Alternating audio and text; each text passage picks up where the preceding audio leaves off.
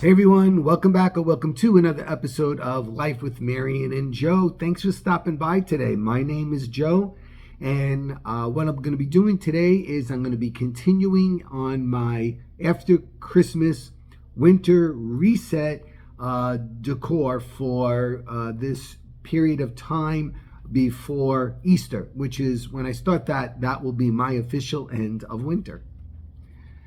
Okay, so I don't know if you caught my last video, but I did my winter reset in the family room and in the library, and I'm keeping it very simple, and actually I'm using things that I have and things that I've gathered even outside. For example, for winter, because we live in northern New Jersey, it's very dark and very dank. Like, that's false. It looks bright behind me, but it is not. Right now we are having a little bit of a rain event. Thank God it's not snow. It's been bitterly cold here the past few days, but the temperature did rise, so we're not having snow or ice today. We're having rain. But anyway, it's another dark day here in New Jersey, and what I try to do is I try to lighten our days up by using white, like you can see the window treatments behind me. And I like to use a lot of glass and crystal so that it mimics the ice, but it really is something clear that allows us to have more light in the room. Now, I do use some dark elements because you can't have light if you don't have dark. So, like I will use, pine cones and some types of winter greenery as well to get the idea of the winter across. All right, so today what I'm going to be doing is I'm going to be working in the dining room, and I'm going to do a very simple winter decor in there. I'm going to just take a look at the china closet or china hutch. For those of you that have one of those, I know they are no longer in style, but we still have ours, as well as multiple sets of china that we use. And I'm going to be doing something on the dining room table. I keep thinking I was going to keep it really small, but I keep thinking, I love the drama on the dining room table, because now this time of the year we really don't go in there as much as we just did through the holiday season. The next time we go in there will probably be Easter time.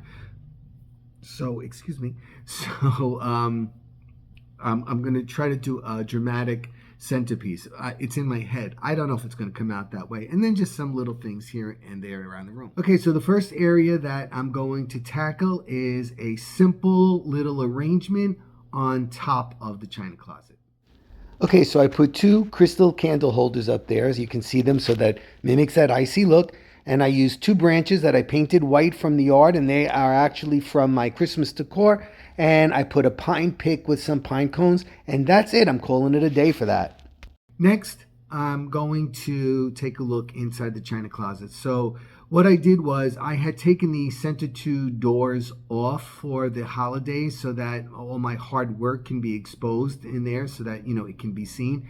I did put those two center doors back on, and what I'm going to do is, as I did for Christmas, I'm going to keep the white and silver china in the hutch there, because, like I said, I'm using white and silver, the glass, and so on.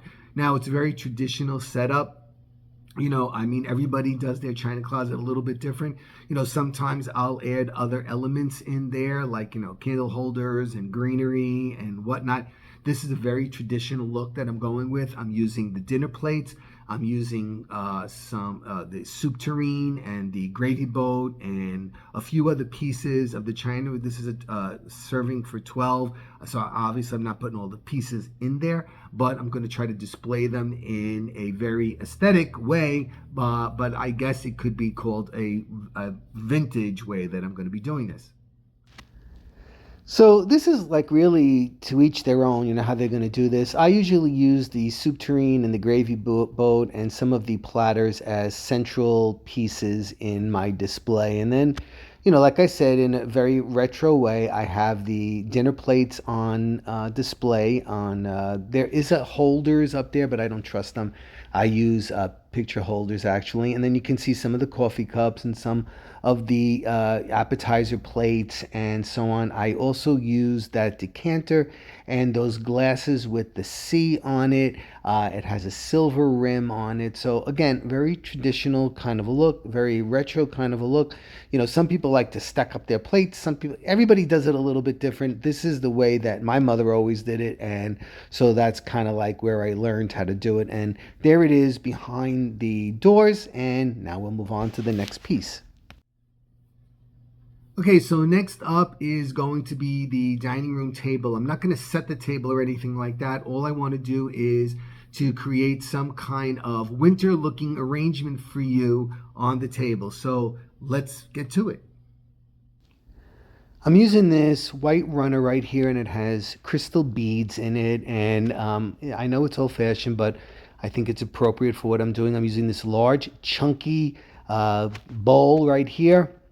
What I'm going to do is I'm going to put a piece of garland in the middle of it, and then I'm going to fill it with some white branches and some pine cones. I wanted it to be more dramatic. Didn't turn out that way, but I still think it looks good. I used some greenery in there as well. And here's our simple winter dining room.